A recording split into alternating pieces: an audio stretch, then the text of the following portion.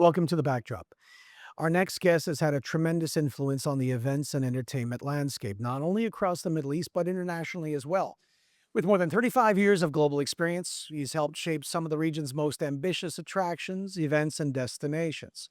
From transforming Global Village into a $120 million powerhouse to leading landmark projects such as Riyadh Oasis and Imagination Park, his work has consistently pushed the boundaries of what's possible in live experiences. His portfolio spans world-class sporting events, including Formula E and the Dakar Rally, major concerts, television, film, sports management, and digital transformation.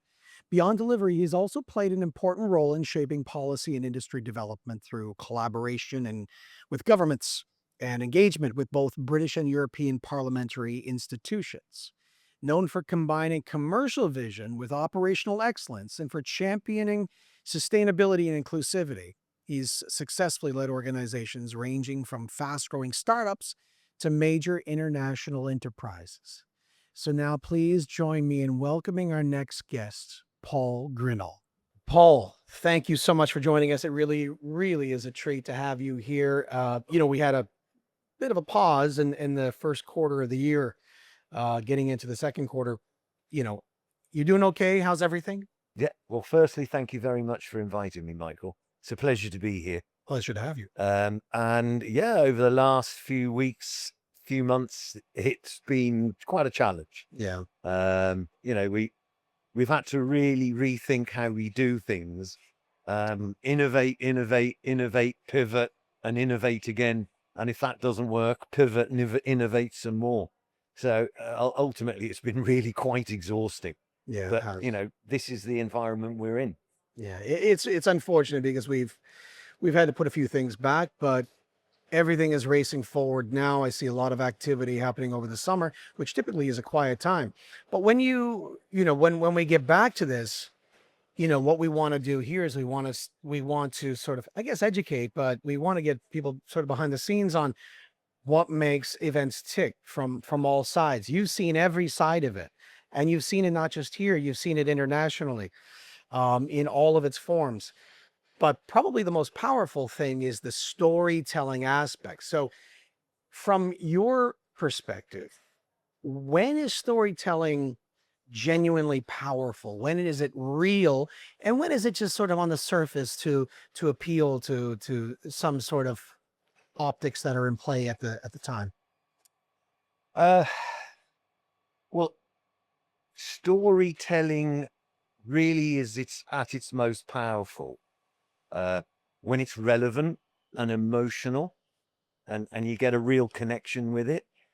Unfortunately, the word storytelling is being really overused because a lot of the time it's a euphemism for content and simple basic output, not a consideration of a journey.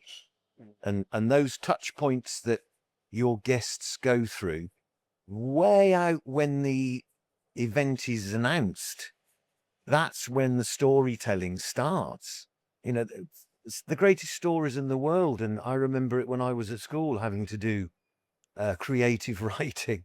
There was a beginning, a middle, and an end. And oftentimes we find ourselves in situations where an activity is launched, and that's all that matters.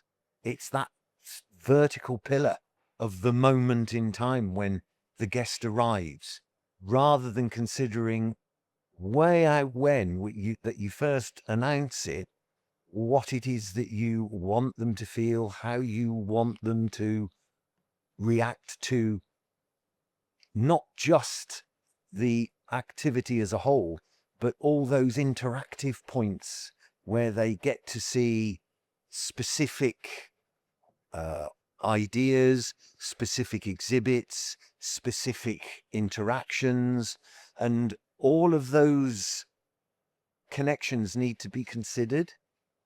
And you have to spin, and not in a negative way, but a really good story that guides people through what it is that you're delivering and brings them out the other end with a real connection to what it is that you've wanted to do.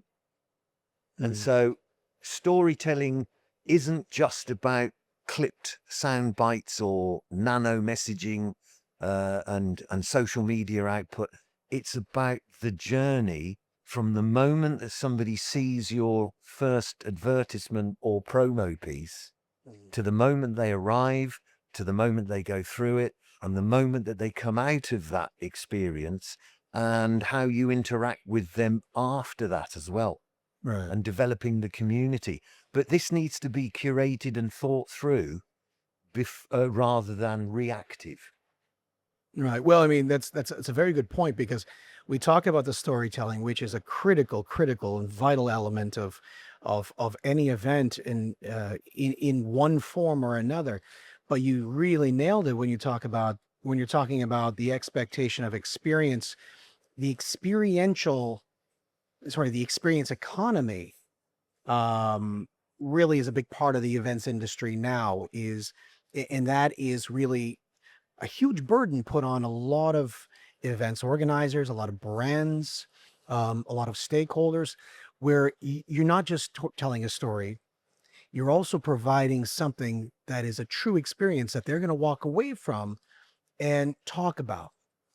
Hopefully, come the year after, hopefully, follow it around like a Grateful Dead concert, from place to place because they really got something out of it from the storytelling part, from the content part, from the ideas and the information they're going to get. But it's the experience. So how do you see that change over the years of all the years you've been in? How do you see the change in that expectation put on the organizers to create something that is a true experience? How has that changed over the years for you? People don't attend events any longer to gather information. They want personal engagement. Um, they want to have interactivity at an emotional level. Yeah. They're very discerning now, and you've got excuse me, much shorter attention spans. What with short form broadcasts, TikToks, reels on Facebook, and so forth. But also they're being absolutely inundated with impulse input. So the attention to anything is naturally becoming a lot shorter.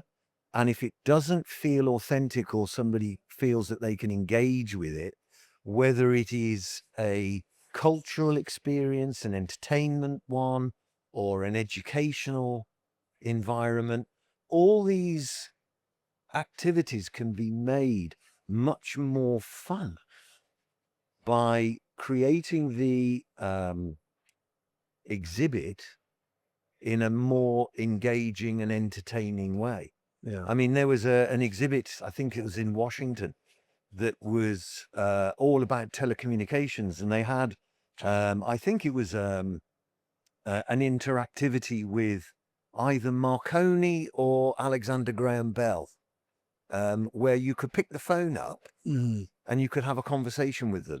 And it was AI generated yeah. and LLM, but the beauty of that was you learned something in a more fun way. Yeah. So as a result, you walked away from that. You had passive education, but you also had a great memory because Yeah. you got to know stuff in a Yeah. much more enjoyable way. Yeah. And you'll never forget it. No, No, no, it'll stick with you. yeah. I'm glad you mentioned Marconi and Alexander Graham Bell. Shameless plug. I'm from Cape Breton Island, where they both lived. Okay. So we have a Marconi station there, and of course Bedeck. But anyway, I won't go into that. But before the experience, you've got to get people there. And how do you get people there? Those campaigns that are need to be well planned out, targeting the right people, the right demographic. So to get people there, the campaigns that you've seen run, where are the mistakes? We can talk about the success stories, but I think it's probably more valuable to find out where many groups and organizations go wrong with their campaigns for an event. An event, not just a conference, not just a sporting event, not just a concert or a festival, just in general. to bring people in to experience that event itself? Many people in those different disciplines and different industries will always say to you, ah, but it's different in mine. I have the belief that except for subtlety, they're all pretty much the same. And essentially, it's the strategy, the objective, and the planning. Mhm. And a lot of client organizations are in such a rush to get the vertical aspect of their plan, which is it's an event. So we're not thinking about much else. And the teams within those organizations then tend to get quite focused on what the leadership team's directives are to deliver. And what I've experienced is there seems to be a great rush to get it done. And there's an old expression, good, fast, or cheap, choose two.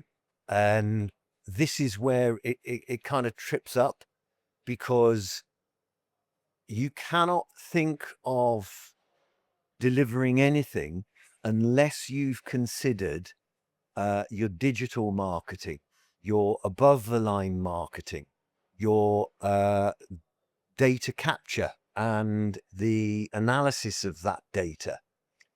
You cannot consider anything unless you've thought about weird things like zone Q, which is the area from which is somebody's threshold, their doorstep, the journey they have from there to your doorstep.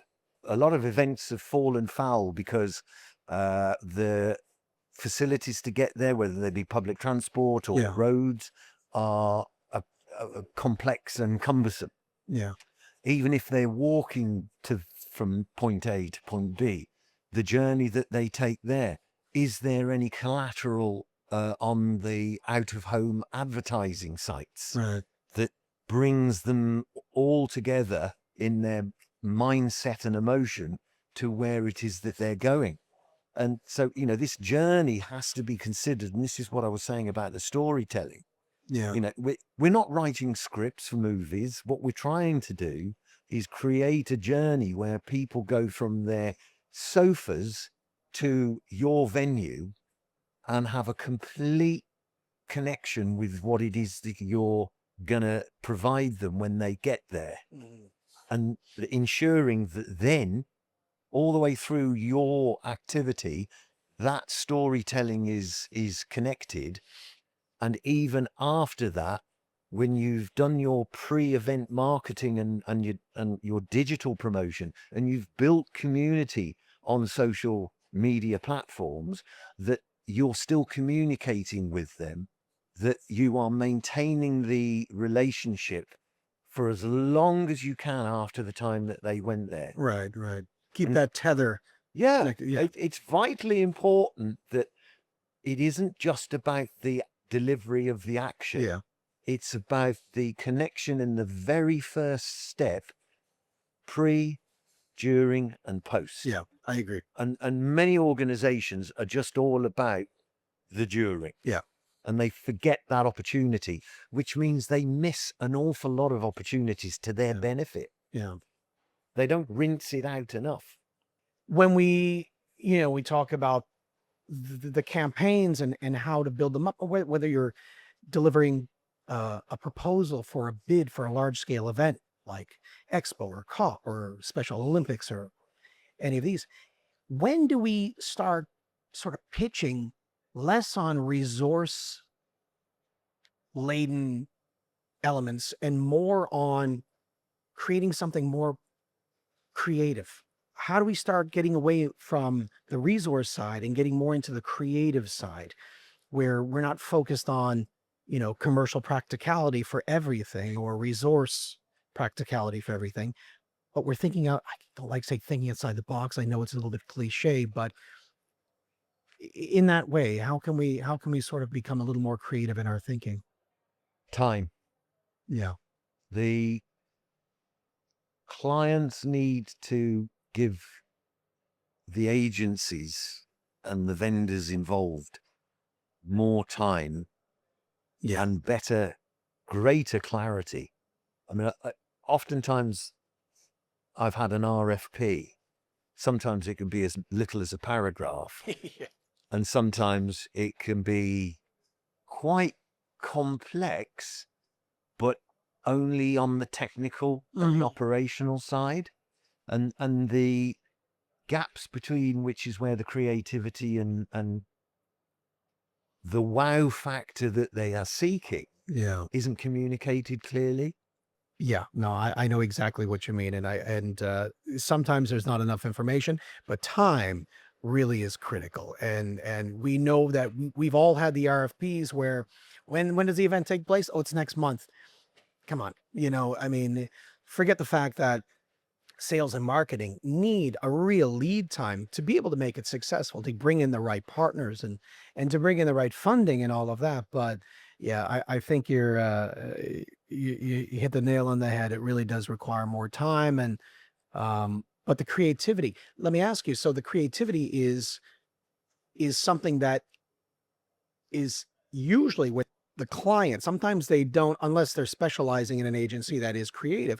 But sometimes if it is an event agency, they'll retain the creative thinking within the stakeholder and say, we want to do it this way or do it that way.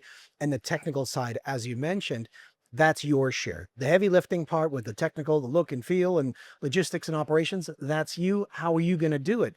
But from the creative side, sometimes there's not enough given to maybe an agency. I'll contradict you slightly, Sure. if I may. The event, the gig, the conference, whatever anecdotal title one wants to use, that is proprietorial to the client. They should know Yeah. what they want. They should know what they want to see. Yeah. They have a much clearer idea of their business than anyone else. Mhm. Yet, time and again, I've been asked to provide an entire concept.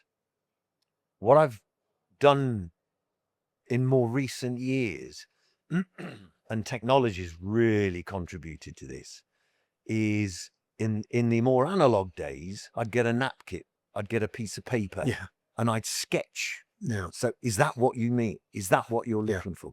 Now with technology, I've been able to produce an image pretty rapidly. So if it's a concert, I can create very fast a stage, a set design, um, even to the point where the mixing desks go for the sound engineers, what the audience areas would look like, what the assets could be positioned on for sponsors and commercial relationships.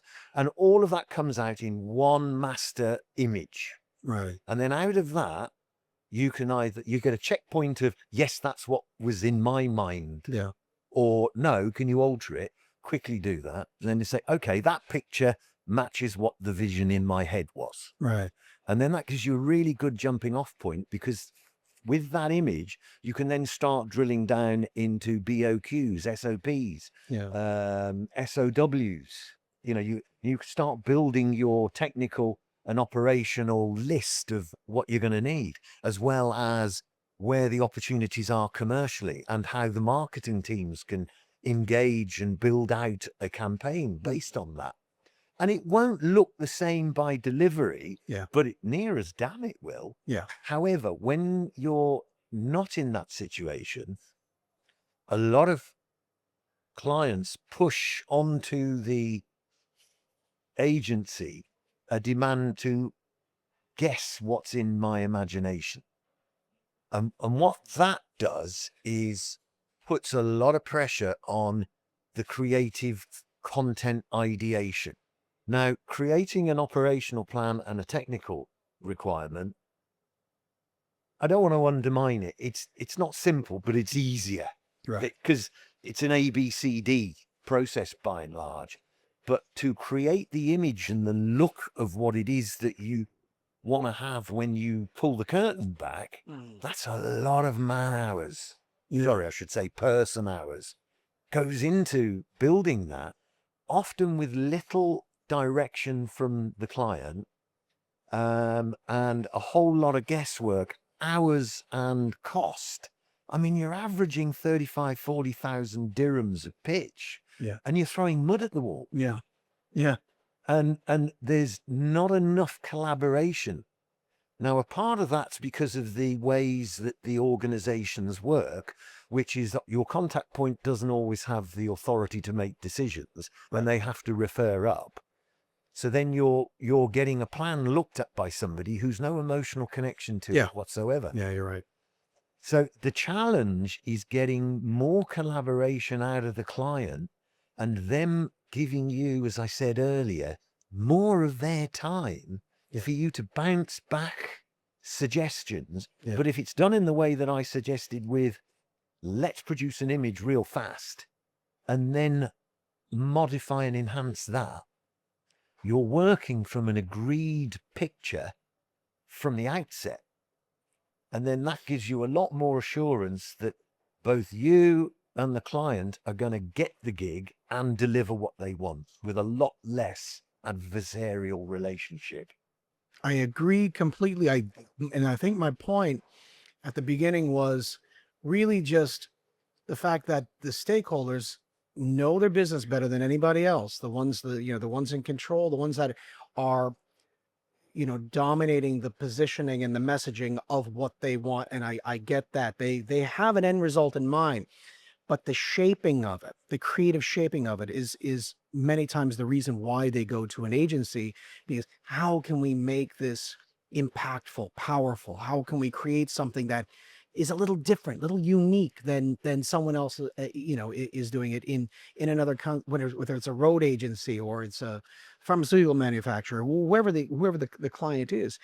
How can we shape it in a way that's unique and creative? And I think that's so. I get your point absolutely. But when we talk about creative, I mean, something that I think, holds a big interest for you is where we're going with AI, AI decision making, asset management, workflow optimization. Everything, not everything, but a lot of things are now slowly being filtered for the right or the wrong reason. I know that there's good and bad in everything, and we're seeing the good in AI in some ways, and the bad in some ways, but it's up to us to try to mold it and use it as the right tool for the right reasons. And we have this conversation all the time on the show. So where do you see the event industry and audience engagement going, um, and how is it being transformed through AI? AI is a tool. It's not an Yeah. answer. And there's nothing to be frightened of. You know, I'm 60 years old Mm. and I'm having to come to terms with it. I like to think I've come to terms with it pretty quickly and quite well, Yeah. because when I got over the intimidation of what the hell does this thing do, I use it all the time now. Yeah. Yeah. Yeah, I mean, I absolutely love it.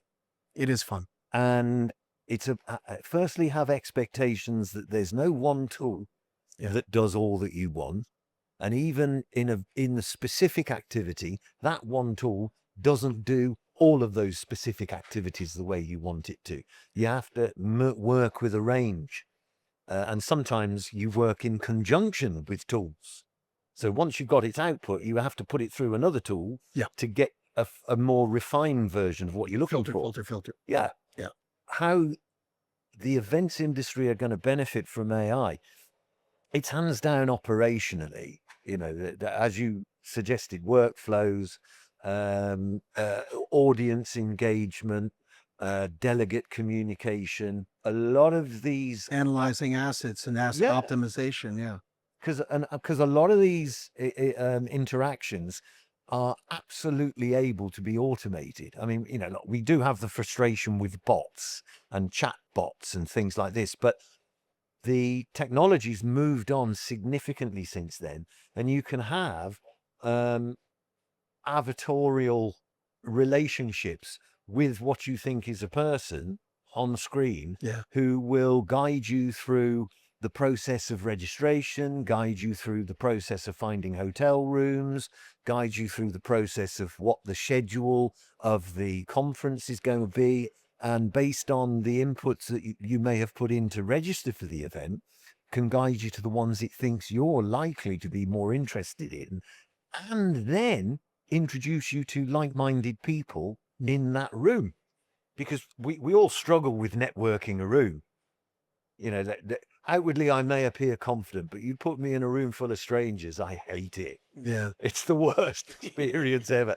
But if I know there's somebody I've already connected with through Right. the platform or social media because the information's guided me to them, you've instantly got something in common that you can break that ice with. So all of these approaches can be much better managed through the use of AI, Yeah. but don't ignore the human touch. No, no, of course, of It course. has to be curated Yeah. by a person. And don't let it think for you. None at all. No. Yeah. Yeah. No. And that's the biggest dilemma is so many people are getting a quick fix out of it. They think, Yeah. oh, that's it then. 30 seconds, my job's done. That's just the beginning. Yeah. AI is like a smart toddler. Could be very smart, but you have to still have to hold its hand once in a while, make sure it does the Absolutely. right stuff. Yeah. Yeah. So Paul, staying on the technology front, obviously AI is like you said, rightly said, it's a tool. You have to hold its hand, make sure it goes through the right, the right processes, filter until you see what you feel is correct and relevant to what you're using it for. But also from a technology perspective, from a technology standpoint, you've got a lot of data. There are a lot of people coming to these large scale events, which means you're dealing with a lot of data. That data needs to be managed responsibly, but it's a huge resource. How do you see data now, maybe opposed to a few years ago, being used strategically and in the right way, responsibly? It's got better, but there's a long way to go. Yeah. What I said earlier about time and collaborating with clients, which equals more time to get it right, and organizations working or departments working in silos because it might be the PR department, it might be the event team, it might be marketing, it might be the digital team, any of those. They all have a slightly different objective and it's not cohesive. Where you've got those touch points, whether it's registration from somebody's home PC, laptop, or handheld, that's a touch point for data. And at every stage through the journey, all the way out the door and back to their own home, all of these are touch points for data. The challenge with not having enough time is that that strategy is not put together properly.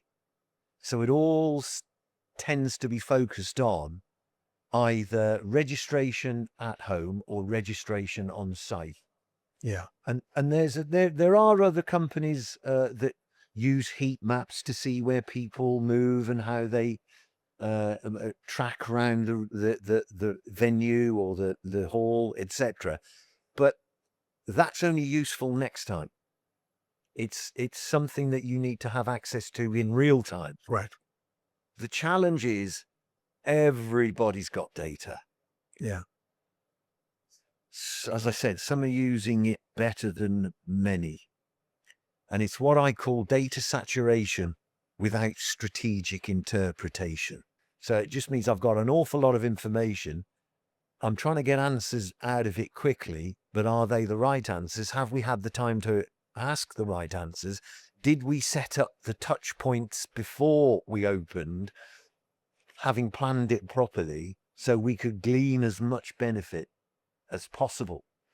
Because you're almost in a situation, in political campaigns, they have these research companies that are pollsters, and they almost always get it wrong because they're asking rapid decision strategy questions, not based on thought through objectives. And so if you've got an event which you've got 6, maybe 8 weeks, if you're lucky, to pull it all together, get it done, get it out, get it up, get the client happy, you've missed so many opportunities to get more meaningful, qualitative information.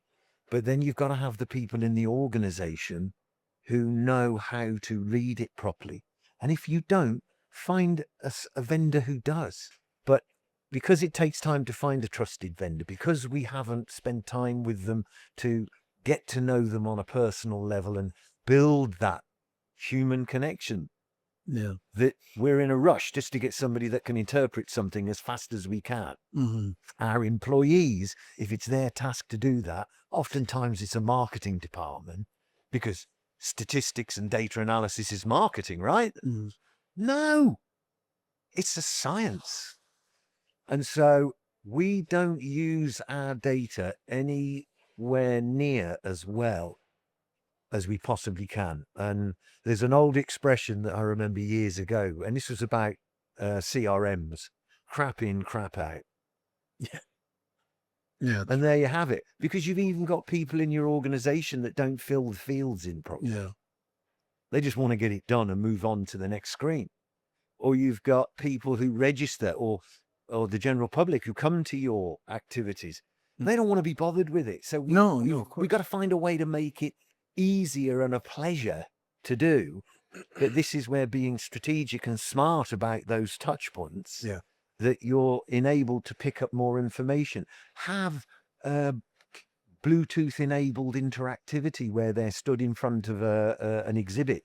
Have QR codes. Have any other technological interactive method that means passively people are playing a game. So gamify it, that they are being encouraged to give you, even if it's drip feed, a little more information about themselves, but at as many points as you possibly can, and not exploit, but get as much out of the activation and the exhibit where the dwell time has been, that you learn a little bit more about them, and then you're building that community.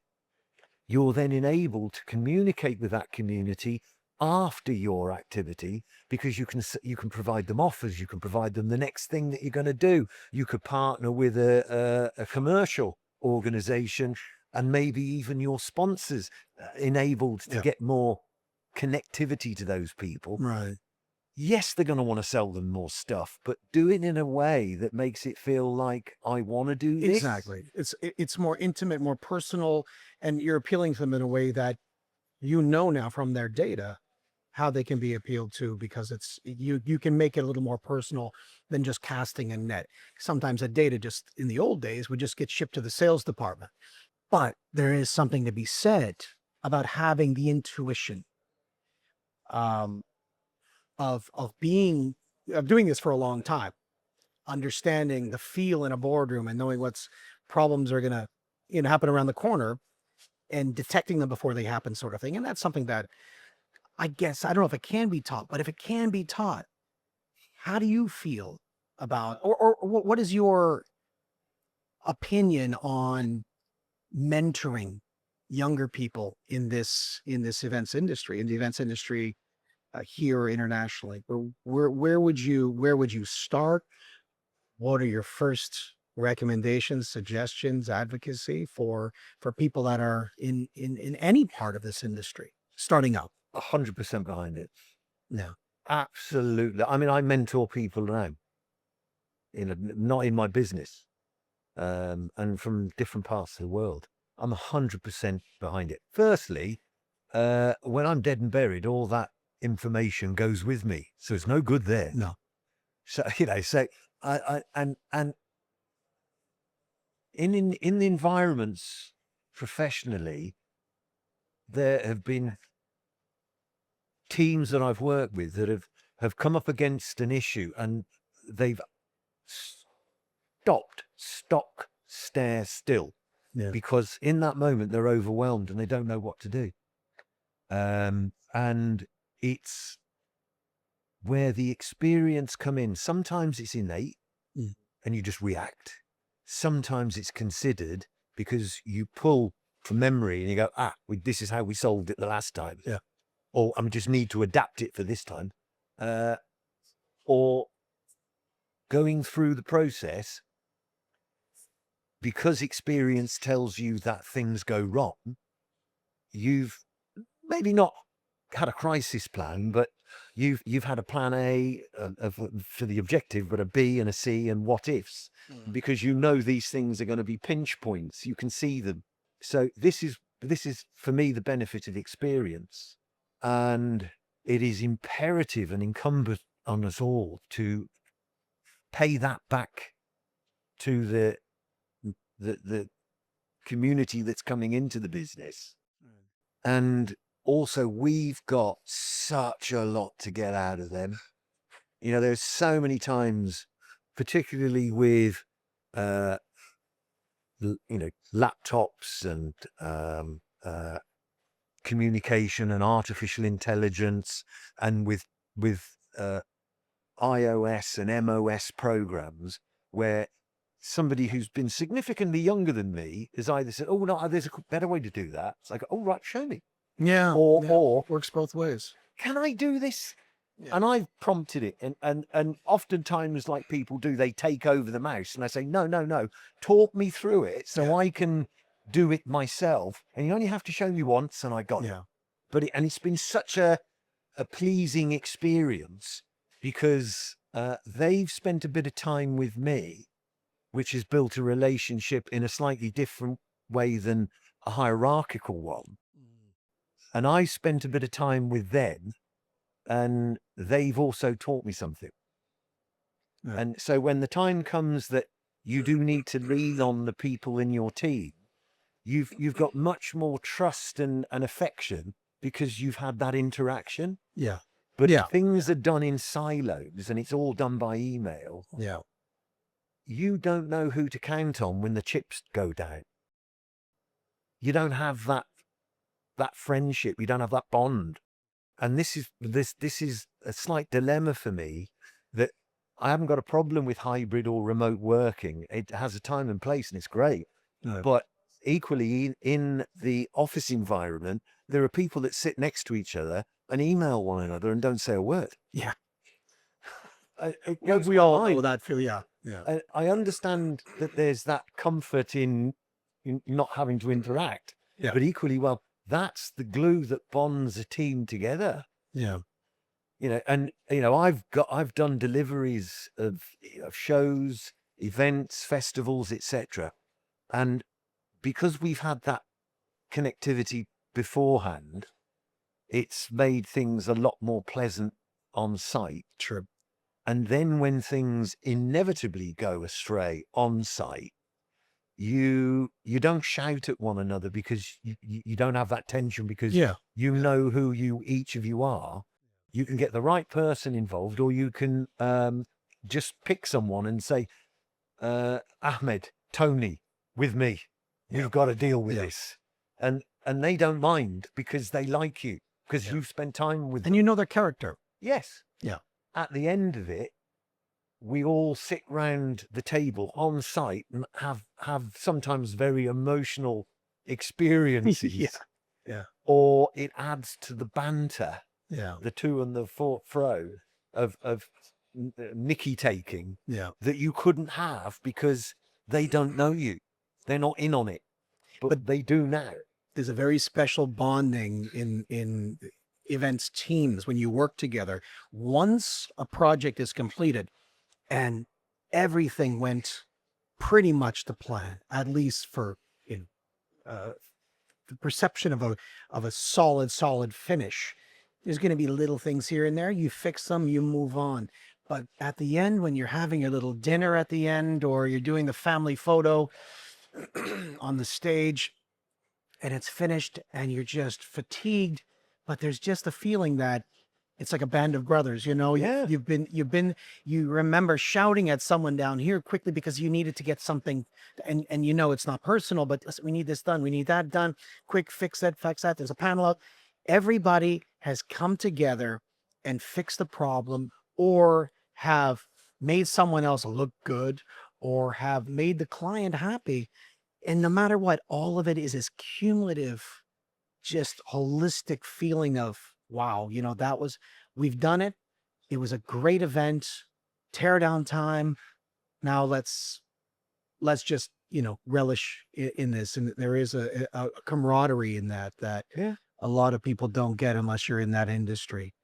So you're absolutely right. And the young will teach the old, and the old will teach the young, or I should say, the experience will teach the less experience, and vice versa. So I want to finish off with this all. We are coming into possibly a condensed period of events. We've Mm. got to play catch up a little bit. We're really good at that because we can operate fast, especially in this region. Yeah. We're speaking internationally, of course, to anyone that's following us, but here we move very fast, expeditiously. We organize quickly. What's going on with you now? With what's with your consultancy and all that you're involved in? Anything on the horizon that we should know about? Nothing that I'm comfortable to speak publicly about, Okay. or no, and that I mean, this is just the fact that We I didn't don't vet this know. beforehand, by the way. I'm catching them off guard, by the way. Yeah, no, and it's an absolutely fine question, Michael, because when I say I can't, there's probably a handful of projects that have an NDA on them, Of and course. and Yeah. like I could literally count them on one hand, but there's a number that are being pitched for, and here's the dilemma: I don't know if they're going to get awarded. Oh yeah. I mean, we've recently had was it the Esports World Cup relocate from Riyadh in June to Paris? That was a month-long gig, Yeah.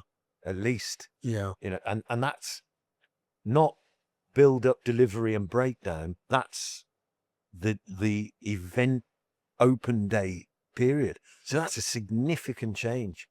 Um, and so, yet, I've seen it all the time. We're filling out RFPs like crazy. Great. I think it's a paper exercise Yeah. Yeah. because, as I said before about the cost of pitching, I, I can fill out RFPs till the cows come home. If I've an endless bank account, I can create pitch decks and throw mud at the wall till the cows come home. Mm. And it's understanding whether there's a guarantee you're going to pitch to win. And I totally understand that that's not viable. Hmm. But in terms of what we have on the horizon, and I've said it recently, waiting for Q4, it's a trap. Yeah. It's a folly.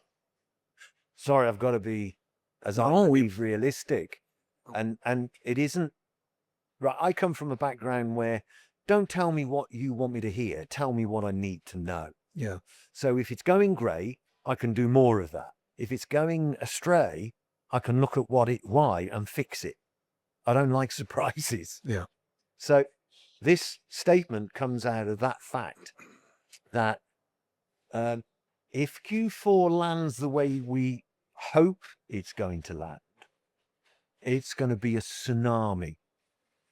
And I'm sorry, nothing good ever comes out of the tsunami. Yeah. Yes, things will be delivered, income will be made. I question the quality because it's all going to be done good, fast, cheap. Mm. Choose two. So it's going to be fast, possibly cheap, because people won't have the revenues due Q2 and end of Q1 being so poor. Yeah. So they're going to look to do things at the same level, but with a much lower budget. So I think we need to correct our expectations. Again, Q1 2027, but I can't promise that. And largely due to confidence. It isn't about appetite. Good God, the appetite's there. I mean, we're starving. So put a banquet in front of us, we'll devastate it. Yeah. But it's It's going to be whether the confidence is there, not only by the stakeholders who are paying for the party and are they going to get their bang for the buck, but also the audiences. Are they going to be there in sufficient footfall to make it worthwhile? I mean, I've been trying to get triple A and double A concert and performance content for the last 2 months. I've forgotten the US because there's a moratorium from the US not to travel here. All right. But the biggest impact has been whether the act can get insurance, Right. and the insurers won't cover them. So even Europe and the UK performers won't come. And now it's not whether they can get insurance, it's whether they have the appetite, but they're using insurance as an excuse and the confidence to come here. Yeah. Because is it going to be okay? And the authority I'm working with have given me a guarantee that if they need medical, if they need repat, if they need housing, it's underwritten. But that's still not good enough because the public are looking at it and thinking, I don't know if I'm going to be safe. Now we know the reality, and it's 180 degrees different. Yeah, of course. It's a shame how it's framed, the wrong way. Like you said, 180 degrees. The perception is completely way off the mark. But hopefully that's going to see the light of day in terms of the reality of things. Oh yeah, on the ground. and this is where I've contributed directly to ministry in the GCC about change your approach, restructure your budgets, and alter your expectations. Yeah. Then you're not going to be misled into what the outcome's going to look like, but also let's focus more on national and regional activity. Yeah. And take ego out of it.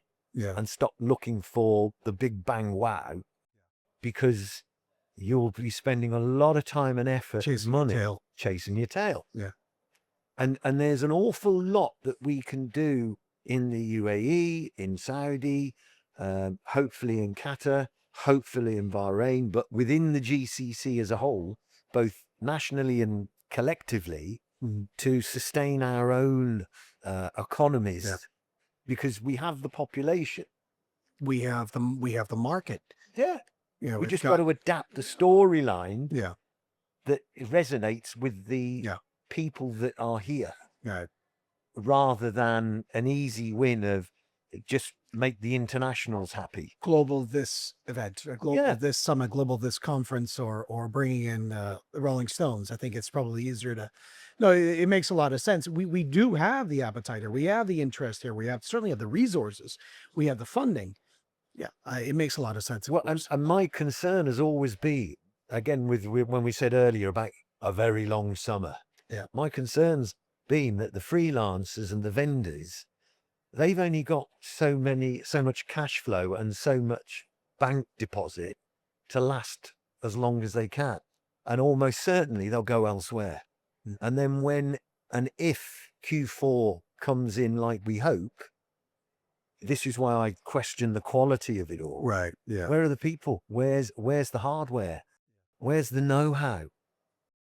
And then the danger, of course, as I've seen with deliveries that have been planned very short term, they set a budget to it and then realize that you're hitting rush fees. All the people that you want aren't in the place that you want them to be. So you've now got to fly them in at great expense and accommodate. Oh, them. yeah. And suddenly your budget's just burnt. Yeah. Blown up. The stuff I did in Saudi was on average 35% over budget. Right. I was working with EMC This year? No, the year before and the year before that. Okay. And the year before that. Right. So some of these major giga deliveries, Yeah. they've had millions as a budget and dollars, but they've ended up being 30 to 35% over budget. Skewed projection reality. It's just Well, and also because what they wanted was more than they were able to budget for, and somebody somewhere didn't tell somebody what they needed to know. They told them what they wanted to hear, Yeah.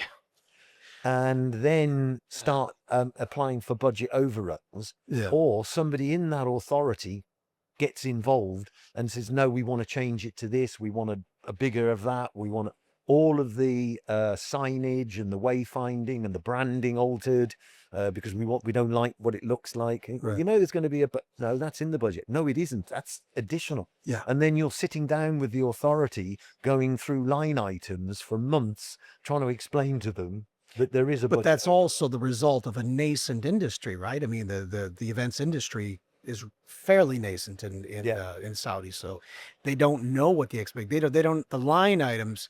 Half the line items are missing because they don't know that these exist or they're Yeah. compulsory. So Well, in a way, it goes back to what I said about getting that image created, getting Yeah. a graphic. yeah, right. So then when you're building a scope of work and a bill of quantities, Yeah. you've got a picture to work from. And then innately your mind goes, oh, if I've got to get this, I've got to get all the electrical cables. Then I've got to get gen sets. Then I've got to get, and you start putting these steps into place. Yeah. Whereas if you're just given a blank sheet of paper and write me a scope of work or write me a BOQ, Yeah. it's a bit like saying, give me your top 10 favorite movies. You'll probably run dry by about 3 or 4. Yeah. And then given a bit more time, you'll think of Right. 5, 6, 7. But Yeah. that's what happens. But if you start from something that's evident, cohesive, and everybody's agreed to, that helps you build out that operational and technical plan Yeah. so much more clearly. And then when you get on site, you haven't forgotten something. A lot of these things are insurance, permits, little things that add up. That Yeah. what do you mean? I have to have this. I have to have that. Yeah, that's part.